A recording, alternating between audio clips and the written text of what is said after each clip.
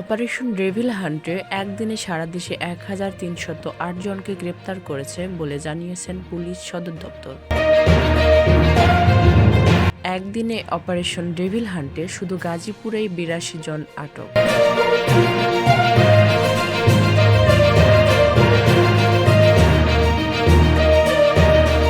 কক্সবাজারের সাবেক জেলা প্রশাসক রুহুল আমিন কারাগারে।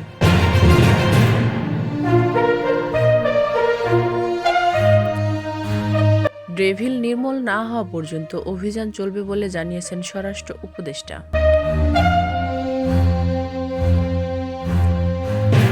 গাজীপুর মেট্রোপলিটন পুলিশের সাবেক কমিশনার মোল্লা নজরুল ইসলামের ৫ দিনের রিমান্ড মঞ্জুর করেছেন আদালত।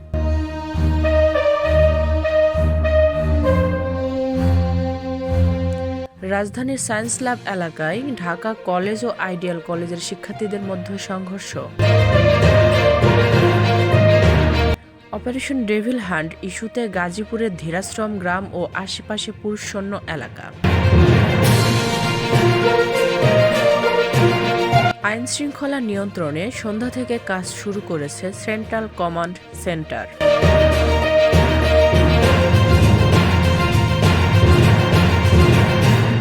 আগামীকাল প্রধান উপদেষ্টার সাথে বৈঠক করবেন বিএনপি।